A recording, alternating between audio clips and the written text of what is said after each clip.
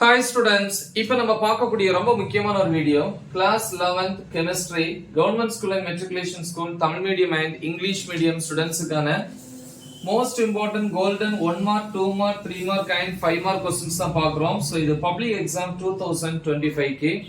So இந்த யூனிட்டை பொறுத்த வரைக்கும், அதாவது யூனிட் 5 தான் இப்போ பார்க்க போறோம். இந்த யூனிட்டை பொறுத்த வரைக்கும் இதுல இருந்து தான் क्वेश्चंस வந்து கேட்பாங்க. இந்த யூனிட்ல இருந்து क्वेश्चन சூஸ் பண்ணாங்கன்னா கண்டிப்பா இதுல இருந்து தான் எடுப்பாங்க.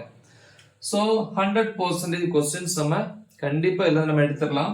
So plus அதுலயே வந்து ப்ராப்ளம்ஸ் வந்து நம்ம என்ன பண்ணியிருக்கிறோம், ஆட் பண்ணியிருக்கிறோம். சரியா? என்னென்ன questions நம்ம ப்ரிப்பேர் பண்ணணும் பாத்தீங்கன்னா, ஃபர்ஸ்ட் 1 மார்க் கேட்டகரி புக் பேக்ல ரோம் லெட்டர் 1ன்னு சொல்லலாம் இல்லையா, 1ல இருந்து 25 வரைக்கும் 1 மார்க்ஸ் தான்.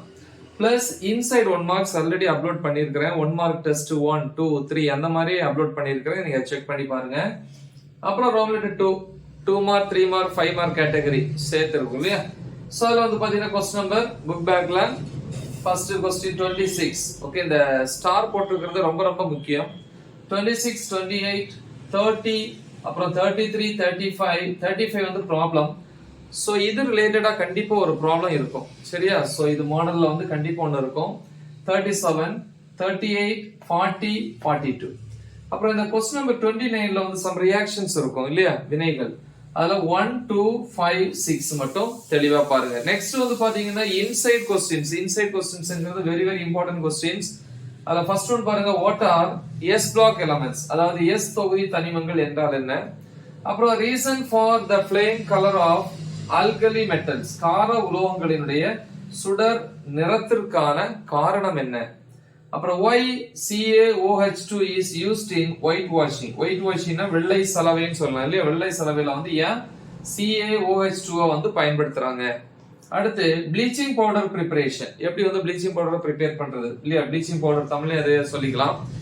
அடுத்து வந்து பாத்தீங்கன்னா இன்சைட்ல பாத்தீங்கன்னா what are the uses of magnesium, மெக்னீசியத்தினுடைய பயன்கள்.